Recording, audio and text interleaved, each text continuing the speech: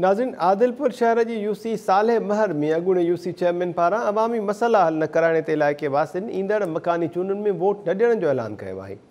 इन बाबति तफ़सील ॾिसूं था माजिद अली कलवड़ जी रिपोर्ट में। नाज़रीन, हिन वक़्तु असीं मौजूद आहियूं आदिलपुर जो यूसी सालेह महर में, जिते गुज़िरियल इलेक्शन में जेको उम्मीदवार हुयो कामयाब थी करे हितां जी अवाम खे छा जेके फंड उनखे मुहैया कया विया उहे हिते अवाम खे ॾिना विया या उन जेका फंड हड़प कया विया।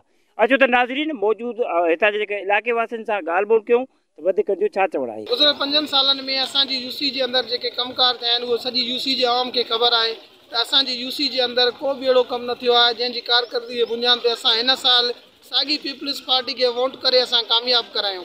ऐं हू छॾे जॾहिं बि पीपल्स पार्टी असांजी यूसी में खटियो आहे त उहे चालाकियूं करे जेको बि अगेंस्ट उन्हनि जो बीहंदो आहे नुमाइंदो उनखे किराइण जी कोशिशि कई वेंदी आहे त जीअं उहो साम्हूं अचे ई न। हिन दफ़े बि उन्हनि उहा ई कोशिशि कई आहे।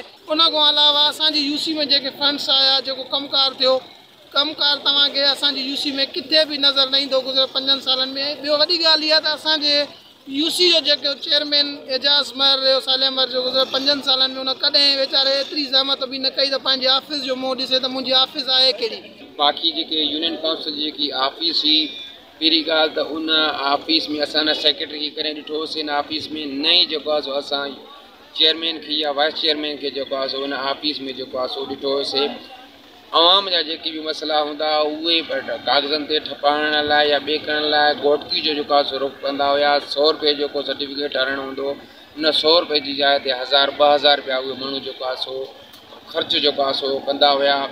असांजे जेके ॻोठ जा रस्ता ऐं गिटियूं आहिनि उहे खंडरा ते ॾेख ॾेई रहिया आहिनि। जेके नालियूं आहिनि उहे टुटी पियूं आहिनि। असांजे जेके रस्ता आहिनि उहे बिल्कुलु जेको आहे त हंधा हंधा उखड़ा पिया आहिनि। मगर जेके यूसी सालेह महर में जेके फंड हुया उहे चूंडियल नुमाइंदनि हड़प करे छॾिया आहिनि।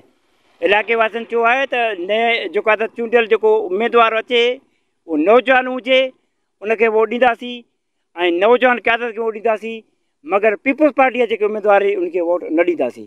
कैमरामैन मोहम्मद ईसा कोलाची सां गॾु माजिद अली कलवड़, टाइम न्यूज़ आदिलपुर।